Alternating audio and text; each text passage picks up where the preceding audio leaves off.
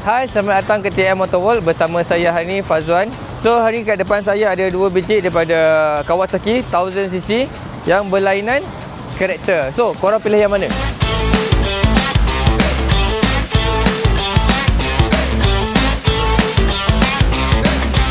Okay, so yang ini adalah 1000 Sugumi. Okay, warna hijau. So, motor ni sebenarnya agak susah untuk masuk ke kedai kami.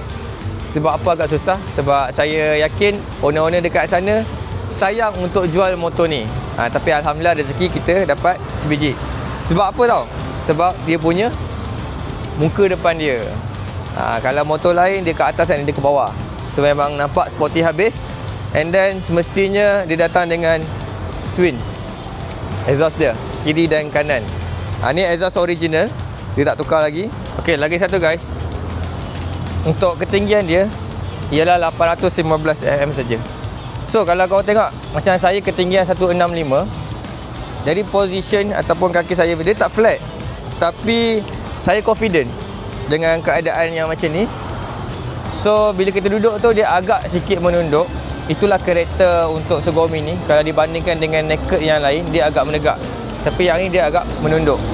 Dan bila kita duduk kat sini, feel untuk korang main corner tu, dia akan lebih confident, dia akan lagi shock untuk naik genting ke corner, dia lagi agresif.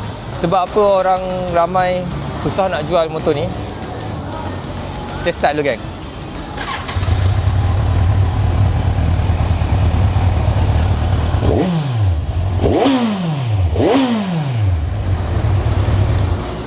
Sebab tu, gang. Sebab dia syahdu, gang. Sebab itulah dia orang tak jual. Okay guys, so bila korang dah pakai Kawasaki ni, kau jangan risau. Untuk sampai tu sangat mudah dan senang untuk dicari dekat market lah. So untuk motor ni, kelajuan dia 230, 250 tak ada masalah. Berani tak berani je. Lagi best kalau korang ada duit lebih sikit, korang spend lebih kurang RM3,500 ke RM4,500. Korang masuk PC5, Q-shifter, tambah sikit revolt, syahdu mat. Okey, untuk mileage dia 64,967 sahaja. Motor ni tahun 2014, register 2014. Harga dia kan 33,800 sahaja. So siapa yang nak buat loan kedai tu boleh, tak masalah. Deposit serendah 16,500. Bulanan korang ikat 4 tahun lebih kurang RM598. Okey, seterusnya kita ada Ninja 1000 SS. Yang ni kita datang dengan warna hitam. Motor ni kategori sport touring. So of course karakter dia dah berbeza. Okay, ini saya try duduk. Tadi saya duduk dekat Sugumi, kaki saya agak rendah. Tapi ini nampak tinggi sikit. Sebab ketinggian dia dah 820. Sedikit berbeza.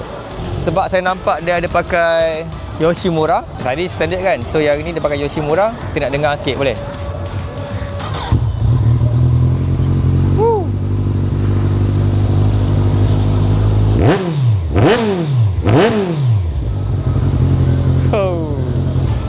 Ni lagi best game bunyi dia.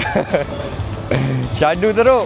Okay, so untuk Ninja 1000 ni, dia datang dengan windshield yang tinggi lah. So bila korang bawa laju motor ni, korang dah speed 23, 26, dia lebih selesa lah. So korang tak ada nak tadah angin kuat sangat, badan pun tak cepat letih. Untuk yang long distance, yang nak pergi konvoi, tak ada masalah. Berbanding dengan Sugumi, dia agak penat sikit. Lagi satu, untuk motor ni, dia datang dengan sidebox.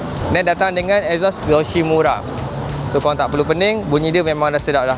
Motor ni tahun 2013, register 2014. Kalau yang nak buat loan kedai, boleh deposit RM15,500 saja.